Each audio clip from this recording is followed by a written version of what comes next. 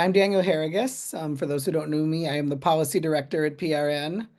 I'm really excited that we have Ed Mendoza here today to talk about single stair reform, which is a little bit tangential to parking policy, but works in concert with it to really result in better, more vibrant, more sustainable cities. And I think those of you who do this work know that it's never just about one thing. It's ultimately about the quality of the places that we live and that we can build.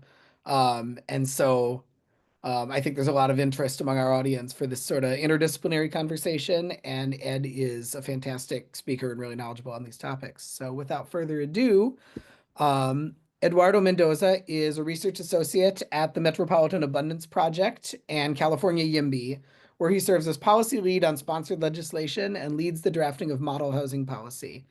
Ed is formerly the policy director at the Livable Communities Initiative. He brings a wealth of experience in urban planning and a deep commitment to equity and inclusivity.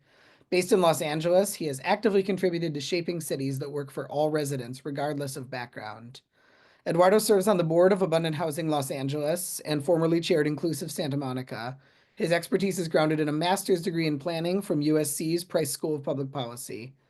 And his hands-on experience includes roles in Santa Monica Forward, the Parking Reform Network, and the Palms Neighborhood Council. As a demographer, he is collaborating with institutions such as the Children's Hospital Foundation, the Lucille Packard Foundation, and the Haynes Foundation. With a strong belief in community-driven solutions, Eduardo's work has been featured in publications such as HUD's Cityscape Journal and Slate Magazine. In his free time, you might find him advocating for transportation equity or engaging in discussions on the future of urban living. So his free time sounds a lot like his paid time. Anyway, a warm welcome to Eduardo Mendoza. All right, let me put up the slides. Let's take a look here. Okay. Can everyone see the slides? All right, perfect. All good. All good. Well, hi everyone. First off, big thanks to the Parking Reform Network, to Paula, Daniel, Tony, and the amazing team behind the speaker series. I'm genuinely excited to be here, and even more excited to tune into the other talks in this lineup. They are looking pretty good. Today, we're going to be diving into a topic that's both nerdy and revolutionary, single stair reform. And I'll also be introducing the National Single Stair Design Competition, which is live right now and open for registrations through June 29th. So here's the game plan. I'm going to walk you through why the competition is even happening, then break down what it actually is, and finally open it up for questions, whether about the competition or the broader world of single stair reform. Sounds good? All right, cool. Let's jump in. All right. So on screen, you'll see two very different urban worlds. One is the norm outside of the United States, and the other one, well, is ours. On the left, you've got what I call traditional urbanism, aka 19th century urbanism. Courtyard buildings, perimeter blocks, the kind of mid-rise density that grew out of European cities and still thrive in places like Mexico City, Tokyo, Berlin, pretty much anywhere else in the world. These are walkable, diverse, built in phases. Buildings work together to shape a city block. They do not dominate it. And on the right, you've got what I like to call 21st century American urbanism, better known as the mid-rise 5/1. This is our go-to model. It mimics traditional urbanism, but works differently. One big building, one owner, built all at once, and it's usually isolated from anything else around it. So let's talk about the American version. These buildings are big. They're very big, actually. They usually cover at least a quarter of a city block, quarter acre, half acre, and they come with everything: pools, gyms, clubhouses, and of course, to this audience, you guys are going to be really happy about this, plenty of parking. They're built to feel like self-contained bubbles, almost like a vertical gated community. And that's not by accident. They're shaped by the preferences of the folks who write the rules. And often these people came of age in the suburbs. So these buildings aren't just places to live. They're kind of like self-contained fortresses. And over the last decade, they've become the default for apartment construction across the United States. But there are trade-offs. First, these buildings often require entire blocks of older lots, which typically means older businesses. And when that happens, the quirky shops and restaurants that once gave a place character might not come back. You might end up with a blank wall where a bakery used to be, like this picture on the top left, or God forbid, a Chipotle. Second, the interior layout isn't exactly neighborhood friendly or neighborly. Long hallways, lots of units, few natural gathering spaces could feel a bit isolating. And the worst trend is the windowless bedroom. Yep, in our Lord's year of 2025, we're seeing more of these, and they have become ubiquitous in most new construction. Because when buildings are designed like boxes, natural light becomes a luxury, not a given. So here's the wild part. These fortress style buildings, well, they're uniquely American. You rarely see them elsewhere. Not because other countries don't build apartments, but because they've kept their mid-rise, walkable, human-scaled urbanism intact. Our version is more like, what if suburban subdivision and a hotel had a baby and it really, really got into parking minimums? So now let's flip the lens. Traditional urbanism works like a patchwork. Each building is part of a larger neighborhood fabric, owned by different people, built at different times, serving different needs. If one building owner hates bagel shops and refuses to lease space to anyone even thinking about boxes, no problem. The building next door might love bagel shops. It's more adaptable, it's more resilient, built over time. If a large chain closes down in a big American building, it's hard to fill in that giant space. But in a traditional block, a dozen smaller businesses can ebb and flow. VHS shop here, plant store there, coffee shop over where. The stakes are lower, the risk tolerance is higher, and the vibes are way better, at least to me. And because each building can be a bit different, you get unit diversity too. Housing for seniors next to student apartment, next to family. It's not a one size fits all. It's the opposite. It's an everything all at once. But to my opinion, in a good way. Now, traditional urbanism isn't perfect either. It's a little bit messy. Buildings go up over time, not all at once, so it could take longer to complete a block. You might get some taller buildings next to shorter ones, wide ones next to narrow ones, and there's no central amenity hub with a rooftop pool or a 3-level underground parking garage. Instead, you get a variety of gardens, maybe some places to hang out, maybe no parking at all. And that's the point. The trade-off is less about luxury and more about building a city that evolves, adapts, and serves a range of people over time. So here's a big question. Why can't we build this kind of stuff in the United States? At least, why can't we build it anymore? Because we surely did before the war. Why can't we choose which kind of urbanism we want? Maybe the fortress style apartments work better in, larger sites, maybe where malls used to be, or I don't know, a site that could, accommodate or should accommodate a lot of housing.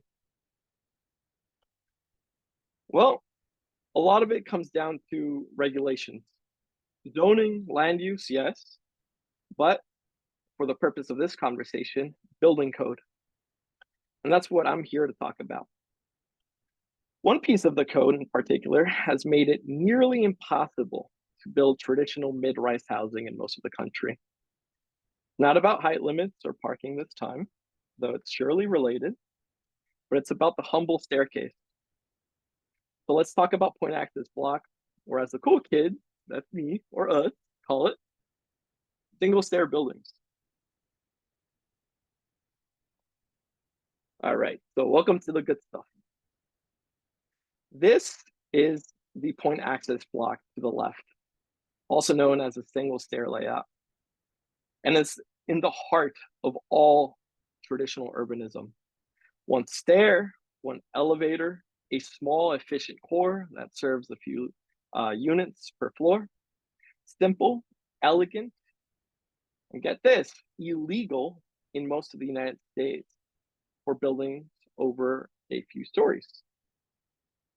Next to it, you've got a single loaded corridor.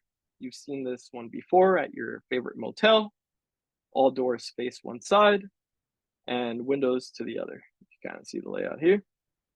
And then we have the double loaded corridor, the default for American apartments. Think about it as basically a hotel. Long hallway, doors on both sides, minimal natural light, efficient, yes. Delightful to live in, well, let's just say it has plenty room for improvement. So this is where I talk about the technicalities about this reform. Egress determines how you live. It determines layout. Single and double loaded corridors try to squeeze units into boxy shape with just one side for windows. If you're lucky, think of this as a hallway. Windows are out here. And this is pretty much how we end up with windowless bedrooms in brand new apartments. So you walk in, your bedroom would be here, your window's here. There's no way for your bedroom to get any light. So now let's look at the point access layout. Totally different game. It gives you flexibility. Units can wrap around corners, can open up to courtyards, face the street or the backyard. So you get these fun, funky, beautiful units that you see everywhere in the world, literally anywhere in the world, except the United States. The layout isn't just a design choice. It affects sunlight, ventilation, privacy, all the things that should make a home feel like a home. Double-loaded corridor buildings are also bulkier, as you can see from this diagram. Single stair layouts are more adaptable. They'll leave more room for backyards, courtyards, or various types of configurations. Again, I want to make this point very, very clear. There is a reason why the rest of the world has this layout as their preferred choice for building new homes. If you go anywhere in the world that is not the United States, I could almost guarantee you with absolute certainty that they will be building these type of layouts, not this type of layout. So let's zoom out. Actually, I don't want to talk about this. This is a little bit too technical. Maybe we could go back and the Q&A for this one, for this little slide. But let's talk about this one. With double loaded and single loaded corridors, buildings are designed like sausages. They deep cut across the site, parallel to the street, with narrow side yard setbacks. So these are no more than 3 to 5 feet. These little gaps between buildings don't really function as open space, and they're too small, too shady, and usually fenced off. And the result are whole blocks of buildings that barely interact with one another or the street. The light, the air, the public life, it gets squeezed out. You can kind of see this satellite picture of how it looked like from above.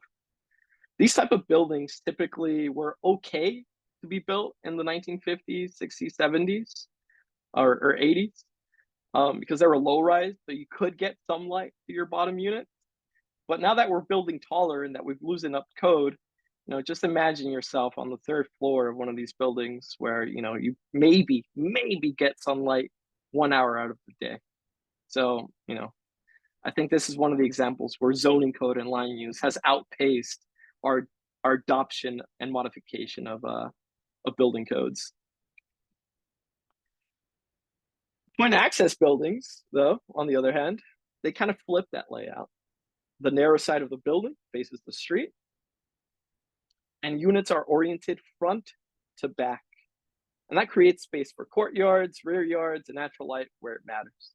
And because you can cluster more buildings together on smaller parcels, the city grows like an urban fabric, not like a series of islands. And you kind of see this. All of these buildings, though it may seem like a massive monolith, you can kind of see from the satellite picture that they are different buildings by their different colored roofs, and they kind of form this web of kind of like Lego almost. Like they match together to form interior spaces, interior pedestrian pathways, and kind of grow the city, I guess, organically. So you're thinking, or actually, before I jump into the slide, so I can make a joke. So you're saying, well, Ed, that's great, Ed. That's fantastic. Guess point access layouts are cool, and the whole world uses them. That's great. But in America, we built like this, and that's how we build. And my response is, well, why can't we build like this? Why can't we build nicer? Why can't we should be pushing the envelope. We should be addressing this. And I personally have. In California, I worked very, very hard to pass a law called AB 835 that forces our state fire marshal to look into codes, to amend our building code, to adopt these changes to get these type of buildings. I'm working with cities across the United States to work with their building departments and their fire departments to get this type of building legalized. And as of today, we have 16 states in the United States with active legislation or legislation that passed, and we have 2 cities, Memphis and Austin, that have successfully adopted this building layout. But that's only half of the equation. Sure, you can legalize the layout, but and this is a valid concern I get from architects. Architects will say, well, Ed, our lots are different from European lots. Our lots are different from Mexican lots and from, I don't know, lots that you'd find in Tokyo or wherever else in the world. We have unique American lots, and our lots tend to be deep, 50 by 100 feet, whatever. And so, I don't know, it's going to be really, really tough, Ed. And you could work on building code, but I don't know, it's going to take a while for us to get examples of American point access blocks. My response was, well, let's do a design competition. Let's pay, let's have 3 different prizes of $30,000, and let's get, a bunch of building designs that fit into an American context. 45 by 135 is very typical in smaller cities. 50 by 100, you'll see in a bunch of older proto, what do you call it, streetcar suburb cities, and I guess the inner parts of cities. And then 25 by 110 are in our like very, very old cities, or cities like Baltimore, Boston, San Francisco, with way tighter, smaller lots, or DC. I got a whole bunch of very well respected top of the line judges for this competition, and I'm waiting to see how it works out. We launched the competition a couple months ago. We've been getting a lot of entries, and registration ends, I believe, June 29th. So there's still plenty of time to register and submit your point access block. And that concludes my presentation. It was a little bit informal, but yeah, ask away, everyone, please. And also, here's my email if you guys want to send me stuff.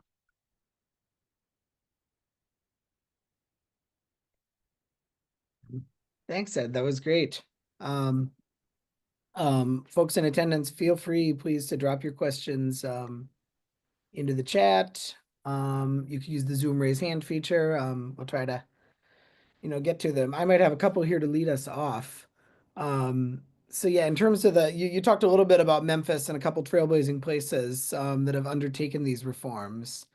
But yeah, in terms of the status of the campaign to sort of revisit these rules around single stair buildings in the U.S., what do you think? Um, what are the most sort of promising avenues you see for that? And what are the forms of pushback? What are the things that need to be overcome to get these reforms to spread more widely? So you're saying like, how do we make a successful campaign, or what are some successes? What are strategies to make this happen? I think the most important thing that you could do is show the benefits of it. Um, in Los Angeles, homeownership is a really, really big problem. Our starter homes in LA are $1.2 million. Our townhomes that are supposed to be the alternative are, $950,000. And I really believe that, the rest of the world, has home ownership. They have or long-term leases where people live very comfortably in very large units in these type of housing arrangements. And because of economies of scale, because you could fit more units on a lot, they are naturally more affordable. So working closely with developers and policymakers, I have people saying like, hey, look, if we were to legalize this today in Los Angeles, have 20 units on a lot with a courtyard, you could price these at $650,000, lower than a townhome for a 2-bed, 1-bath. And I'm like, hey, let's do it. You know, let's we shouldn't price people out of home ownership. We should, there should be the avenues to get there. Um, that works with some people. Other people, like green open space. These type of buildings cater to green open space. We go to electeds and advocates and we say, hey, look, the buildings that we build are great. Housing is fantastic. How do we make it better? Instead of having side yards that are 4 feet, how do we get a 25 by 25 or 40 by 30 courtyard in the middle of a apartment complex or condo complex, and get a place where we could hang out, have a barbecue, and you know make use of I don't know, your private amenity. Um, Pushback. Um, as you probably could already, your intuition is probably leading you the right way. A lot of building code officials and fire officials are very conservative, and they usually push back the most. They say, well, we haven't had these type of buildings legal in the United States. Why should we? If everything is, you know, okay or good as it is. And so it's up to us to say, okay, well, you have a really good point. We are building housing, and we are attempting to make it better. How can we prove to you that these building code changes are also safe and meet the equivalent levels of safety that you are expecting? And so in the past, I guess 2 years, we've worked closely with HUD, the Harvard Housing Joint Center, Pew, and a couple of other groups to produce reports to show, like, hey, listen, you know, these buildings are completely safe if you do the you know correct mitigation strategies to these type of buildings. These buildings are no less safe than any building that we built today. And we also have the world around us as proof. You know, Europe is not burning down right now, or maybe it is metaphorically, but buildings are intact. Right, right. The immediate like, well, this is some untested thing. The status quo bias is really powerful with people, but pointing out that this is actually how a whole lot of the world routinely builds, Yeah, and and then and America is also an and outlier. also like New York builds like this, and Seattle built like this. There are a couple of U.S. jurisdictions that have had this legal for decades. So it's just saying like, hey, listen, Seattle's doing okay. We should learn from them a little bit. Um, it strikes me that well, first I'll go to a couple. There are two questions in the chat that I think can be lumped into one a little bit, or you can kind of respond to them, maybe craft a response together. But Jake Scott says, my understanding is that fire departments often present the biggest roadblock. How have you, and I'll broaden the you here to, advocates around the country who are working on this issue, um, been working with or around fire departments in this effort. And then Mark Deenan, I apologize if I got your name wrong, says, how do you push back on the health, safety, fire objections with single stair buildings? So Maybe there's a slightly more nuanced question in there about, is it push back? Is it work with the fire department to get the right people on board So with the campaign? Is it, try to neuter that criticism in some way? so initially 2 years ago, I would go to a fire department and they would kind of laugh at me a little bit, and then they would not say anything, and then they'd call it a day. So they would completely be like, "Eh, whatever, you're gonna go away," and we didn't go away. We were very sticky. The way you engage with fire departments or building code officials is through data. I like I we are in the right, therefore we shouldn't be scared of presenting facts and studies and data to prove our point. We have the Pew study. We have plenty of fire engineering studies where there's a smoke control study. There are plenty of empirical studies that show.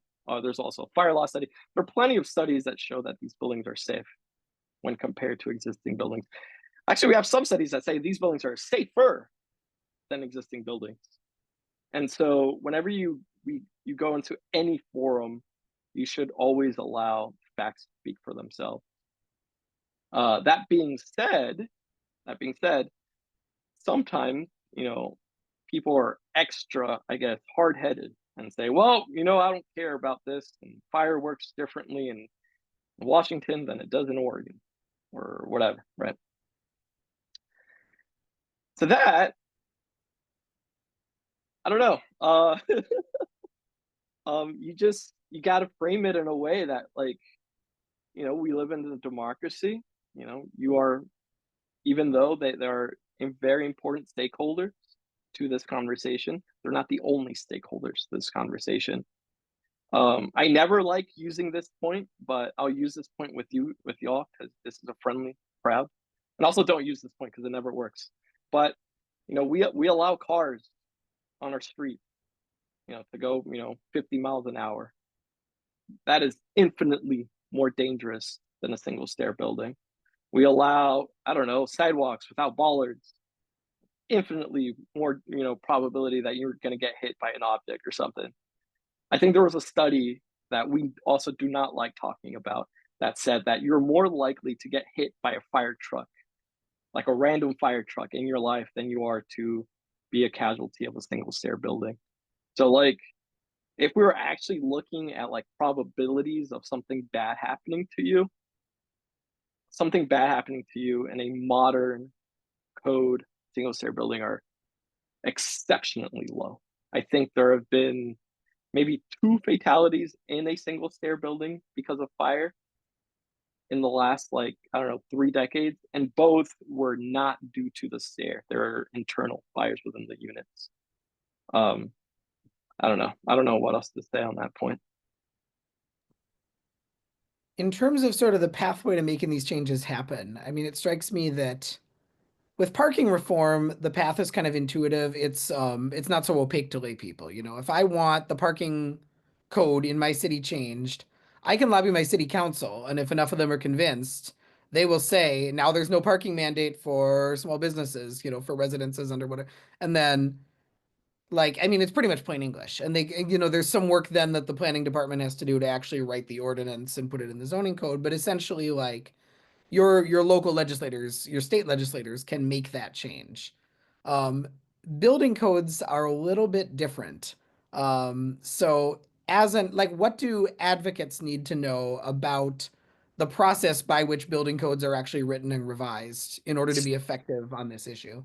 So building codes for a very, very long time. So this is more of a meta response. Building codes for a very, very long time have been delegated to technical experts. But one thing that I want to emphasize is, again, we live in a democratic society with multiple stakeholders and advocates. You, as an advocate or as a stakeholder, has much say as the other person. What do I mean by that? At least in the housing world and transportation world, we've been focusing a lot on land use decisions and zoning, at least in housing, to kind of like, navigate our way to have, better urbanism. The building code world has been relatively untouched. I think for a very, very long time in the housing space, we were asking the question, should we be building housing in the first place, or should we not be building housing? And I guess about after a decade, the consensus is okay, we should be building housing. And now the new conversation is, how do we want this housing to look like? What is the livability of this housing? Who do we want this housing to cater to? How equitable do we want this housing to be? And so that kind of expands the scope of just saying, hey, look, in this parcel, we allow 20 units. The question now is 20 units of what? How do these 20 units look like? What's the green space? How do the building codes function with this space? In Los Angeles, we have like, I don't know, our utility companies that say like, hey, look, if you build any new building, the first 20 feet in front of the building has to be reserved for utility boxes, right? That's psychotic in any other city in the world, right? So, it's up to us to then, go to our local, council members and say like, hey, look, your utility, like I understand that your utility companies want the easiest access for them to change their utility box with the new, trucks that are big as hell. And then, and that's how they want to access it with, least amount of trouble. But, as a stakeholder, you say like, hey, well, that ruins our urbanism. If we dedicate 20 feet of a transformer pad, we're gonna have no space for any commercial space or any residential entrances or any buildings that are no wider than no less wide than like 25 feet. And so you push back and you say like, no, we don't want that. We want submergible transformers. We want pole mounted stuff. We want whatever it is. And so that's I think a new frontier within the building code world. And it's I think becoming more relevant within the parking world as well. Now that we've eliminated parking minimums, because when I was in planning school, I remember going to my planning professor and asking him like, hey, why aren't we building on these smaller lots in our commercial, boulevards? Why can't we have like a Main Street USA type development? And to my surprise, and I guess to my shock, he said, well, because you can't put parking in them. And I don't really envision a world where we don't put parking in our buildings. So therefore, why bother with it? And I think that philosophy has kind of changed over the last decade. And now, we're in a place where, we're just trying to say like, hey, okay, how does a building with, I don't know, zero point 0.5 parking spaces per unit look like, or a parking free development, or wherever it is. And that's intrinsically tied to this reform. Yeah, absolutely. Kaylin Middleton had a question a little further up in the chat. I want to make sure it doesn't get buried. Kaylin writes, I've noticed that single stair reform, like what British Columbia recently adopted, really helps simplify site planning, especially for infill on tight urban lots. I'm curious to hear your thoughts and if you've approached developers about this. Yes, it does. So if you go back to like the American suburban style of development, usually buy a bunch of lots together, and there's never quite like a what do you call it? Like a perfect lot, or like a what do you call it? A replicable site. If you're just assembling sites, maybe this is 34,000 feet, maybe this is 12,000 feet, this is whatever feet, right? Now, if with this type of reform, you'll be certain that you can build something on a 4,000 square foot lot or parcel, and your city may have, I don't know, 15,000, 5,000 square foot parcels. And so standard plans, things that we kind of see with ADUs or smaller missing middle, can start applying to larger what we call upper missing middle style buildings, where you have this replicability. And this is something that a lot of our advocates have been asking for, especially developers and developer architects down in San Diego. So this is to me the next frontier of urban planning and form based code. I love that last point there. I'm gonna give into the temptation to use my moderator post to editorialize a little, but I think one of the really powerful things about this and parking reform is allowing the sort of basic, building block template of an urban place that we all know when we visit places built before around World War II. Allowing some modern version of that to reemerge. Because I think people don't always get that, like, you walk around brownstone Brooklyn, you walk around older parts of Chicago or Philadelphia, and you see this pattern that repeats itself block after block after block after block. And it wasn't all one developer, it wasn't master planned. It was that anybody could step in and follow this basic template that they knew was going to work. Oh, absolutely. Here, let me share my screen. I love sharing my screen. I wasn't gonna show you all this presentation, but you gotta get a sneak peek. So yeah, literally what you're talking about. With this thing. So yeah, like these type of buildings. These are what we call background buildings. Nothing special or particularly special about them, but they make for great urban form. Units, have multiple aspects of light, the old dining table, courtyard, single stair. They're everywhere. Smaller lots, courtyard, same thing. You can fit any type of building layout, even really, really thin ones, 25 by 100. And they're really common. Here's a bunch from Mexico. There's a Mexico City one. See little courtyards. Literally same. They, they're all super ubiquitous. Nothing special about them, but they make for really, really beautiful units. This one's in Cordoba, Argentina. Another one in Mexico. So yeah, just stop sharing the screen.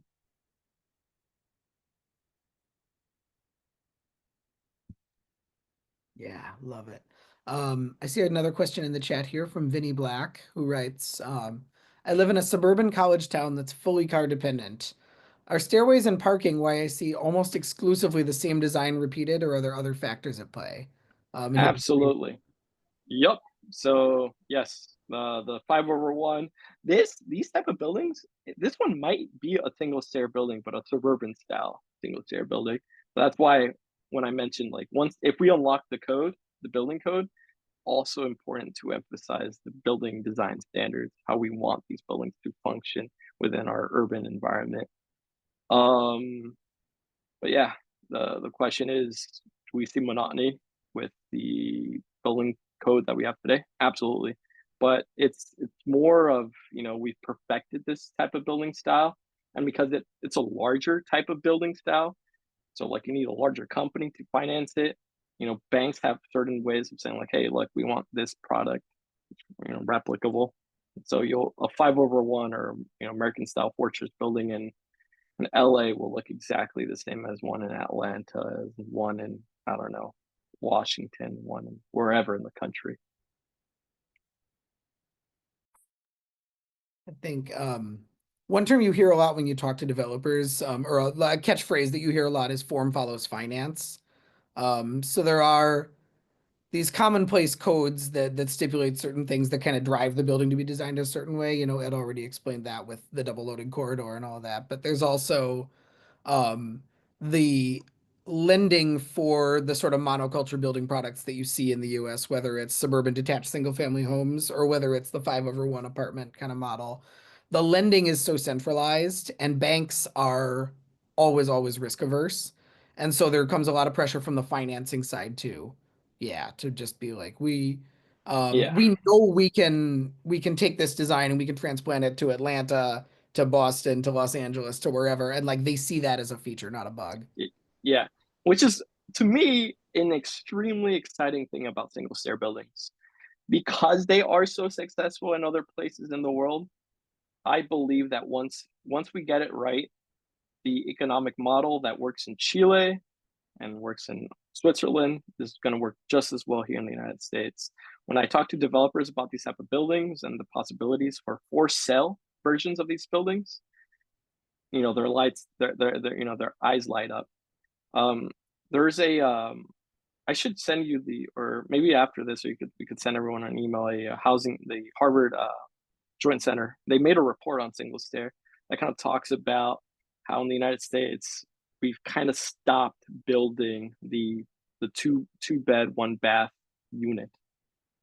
And there's like a massive demand for it, even though we don't build it anymore.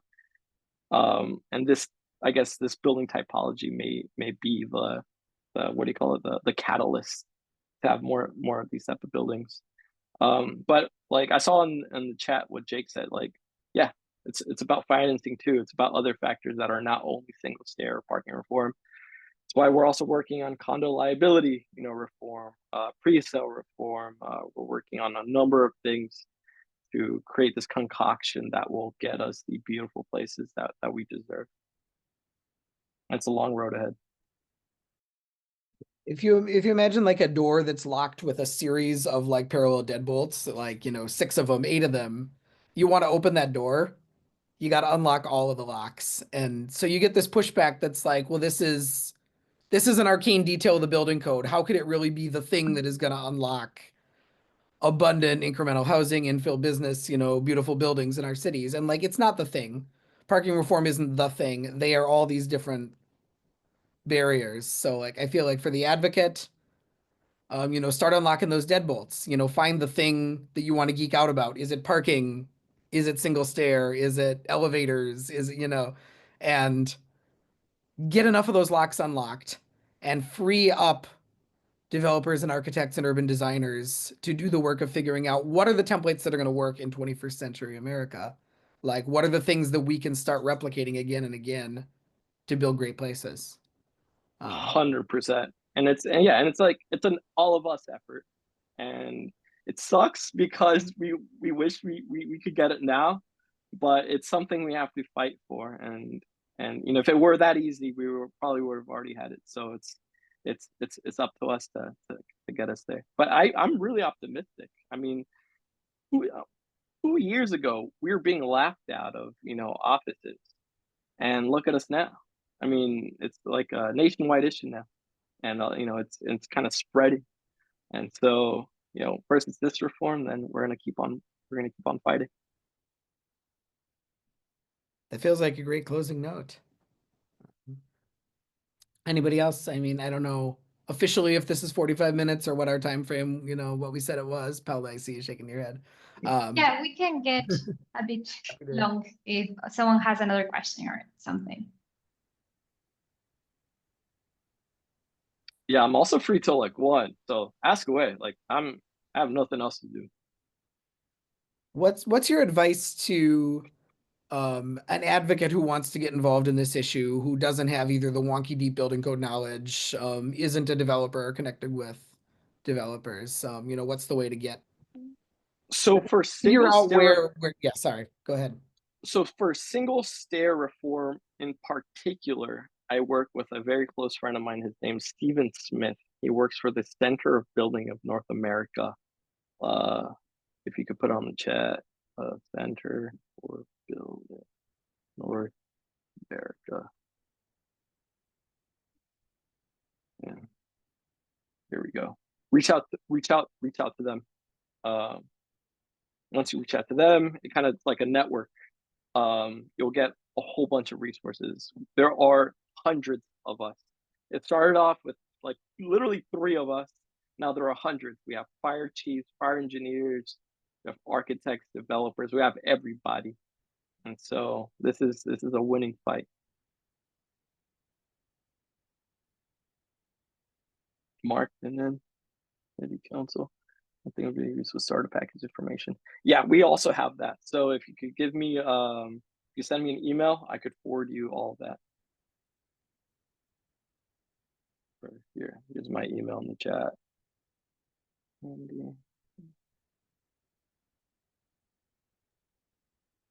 There you go. Thanks, Ed. Yeah. And to your part, Mark, yeah, I mean, I am a former planner, and so it's tough, planning is a very reactionary job, right? And so, sometimes it takes the actions of council of elected to say like, hey, look, I want to direct you to look into this particular issue in order to move people. But yeah.